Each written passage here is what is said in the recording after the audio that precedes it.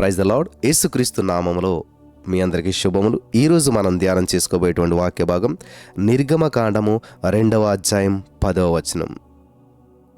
ఆ బిడ్డ పెద్దవాడైన తరువాత, స్తోత్రం దేవా, ఇందులో ఉన్న ఆధ్యాత్మికమైన సత్యం మేము గ్రహించడం కృప చూపించమని యేసుక్రీస్తు నామములో పరిశుద్ధాత్మ దేవుడా మాతో మాట్లాడమని నీకు ఆహ్వానం తెలియజేస్తూ ఉన్నాం. మా అందరిని బలపరిచినందుకు, స్థిరపరిచినందుకు వందనాలు. యేసు నామములో ప్రార్థించి నమ్మి పొందుకున్నాం తండ్రి, ఆమెన్. ఆ బిడ్డ పెద్దవాడైన తర్వాత, ఏ బిడ్డ గురించిది మనకందరికీ తెలుసు. మోసే. హల్లెలూయా.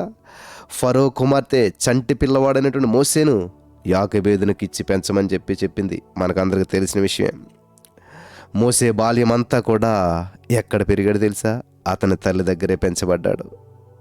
ఆ బిడ్డ పెద్దవాడైన తర్వాత అని ఉంది కానీ, పెరుగుతున్నప్పుడు అనో లేక పెద్దవాడు అవుతూ ఉండగానో అని రాయబడలేదు. వింటున్నారా? పెరుగుతూ ఉన్నప్పుడు, పెద్దవాడు అవుతూ ఉన్నప్పుడు అని రాయబడలేదు. ఇక్కడ పెద్దవాడైపోయాడు. అంటే మోసే పెద్దవాడయ్యేంత వరకు కూడా తన తల్లి అయినటువంటి హెబ్రీరాలి ద్వారానే పెంచబడ్డాడు. అందుకే మోసే హెబ్రీల పద్ధతులు నేర్చుకోగలిగి ఉంటాడు. తల్లి దగ్గరే పెంచబడ్డాడు. ఈ సత్యాన్ని మీరంతా గ్రహిస్తున్నారని నేను నమ్ముచున్నాను. కేవలం 3 నెలల చంటి పిల్లవానిగా యాకోబేదు దగ్గరకు చేర్చబడినటువంటి మోసేను పెద్దవాడయ్యేంతవరకు కూడా ఆమెనే ఒక దాదిలాగా పెంచింది. మోసే బాల్యం గురించి, అతను ఆమె తల్లి దగ్గర పెరిగినటువంటి రోజుల గురించి ఎందుకో మరి ఎక్కువగా రాయబడలేదు. కానీ ఒక వ్యక్తి గురించి తెలుసుకోవాలి అంటే అతని బాల్యం కూడా ఎంతో కొంత తెలుసుకోవడం అవసరం. మరి మోసే బాల్యం గురించి తెలియకుండా అతని జీవితాన్ని మనం ధ్యానించాలనుకోవటం కొంత అసంపూర్ణంగా అనిపిస్తుంది. కాబట్టే అతని తల్లిదండ్రులను బట్టి, అతను పెద్దవాడైన తర్వాత ఇజ్రాయేలీలు తన యొక్క స్వజనులు అని భావించడాన్ని బట్టి అతని బాల్యం ఎలా గడిచిందో, అతను నేర్చుకున్న విద్యను బట్టి అతని చిన్నతనం ఎలా సాగిందో మనమంతా కూడా గ్రహించవచ్చు. జాగ్రత్తగా వింటున్నారా?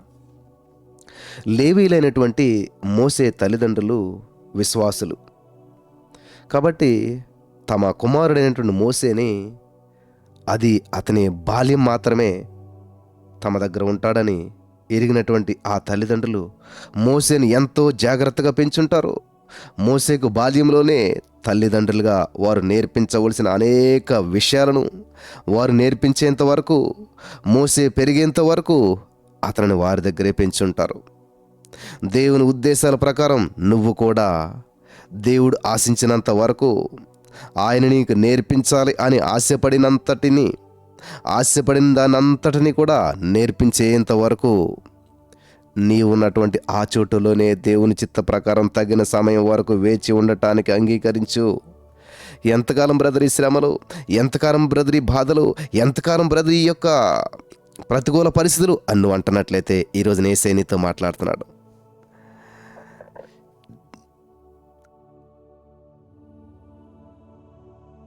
దేవుడు నీకు నేర్పించాలి అని ఆశపడినంతటిని, దేవుడు నీకు ఏదైతే నేర్పించాలని ఆశపడిన దాన్ని అంతటిని కూడా నేర్పించేంత వరకు నీవెక్కడైతే ఉన్నావో ఆ చోటులోనే దేవుని చిత్త ప్రకారం తగిన సమయం వరకు కూడా వేచి ఉండటానికి అంగీకరించు.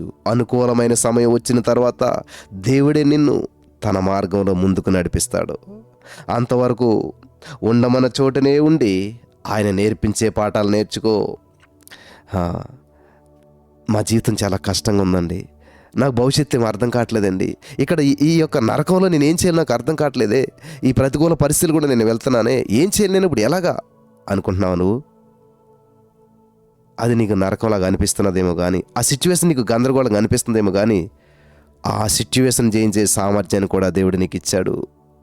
ఆ శోధన జయించే మార్గాన్ని కూడా దేవుడు నీకు ఇచ్చాడు. కాబట్టి అక్కడ నేర్చుకోవాల్సిన పాఠాలు నేర్చుకో.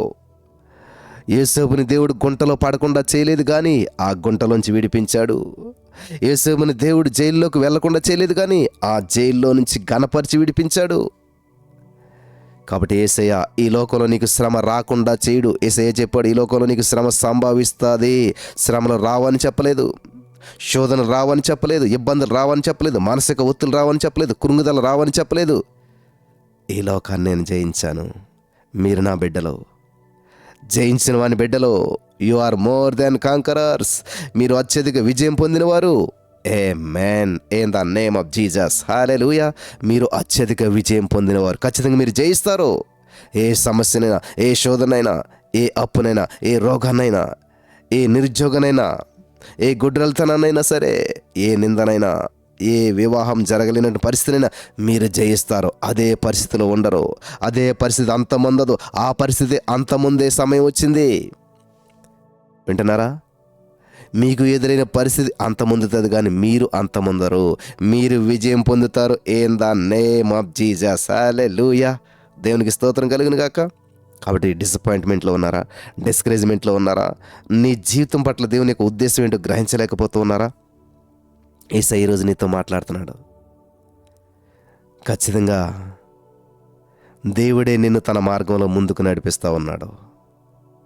ఆయన ఉండమన్న చోటనే ఉండి ఆయన నేర్పించే పాఠాలు నేర్చుకున్నట్లయితే ఎటువంటి పరీక్షనైనా అవలేలగా నువ్వు జయిస్తావు. మాస్టర్ చెప్పిన పాఠం నువ్వు శ్రద్ధగా విని ఇచ్చిన హోంవర్క్ నువ్వు చేసినట్లయితే ఎగ్జామ్లో ఎటువంటి ప్రశ్న వచ్చినా అవలీలగా జవాబు రాయగలుగుతారు. హల్లెలూయా. ఎగ్జామ్లో ఎంత కష్టమైన ప్రశ్న వచ్చినా అది మాస్టర్ చెప్పంది కాకపోవచ్చు, ఖచ్చితంగా చెప్పిందే ఉంటుంది, పాఠంలోంచి ఉంటుంది, టెక్స్ట్ బుక్ నుంచి ఉంటుంది. కాబట్టి మాస్టర్ చెప్పినప్పుడు నువ్వు శ్రద్ధగా ఉంటే ఎటువంటి సమస్యనైనా, ఎటువంటి ప్రశ్ననైనా, ఎటువంటి శోధనైనా అవలీలగా జయించి అద్భుతాన్ని నువ్వు చూస్తావు. ఆమేన్. నమ్ముచున్నావా?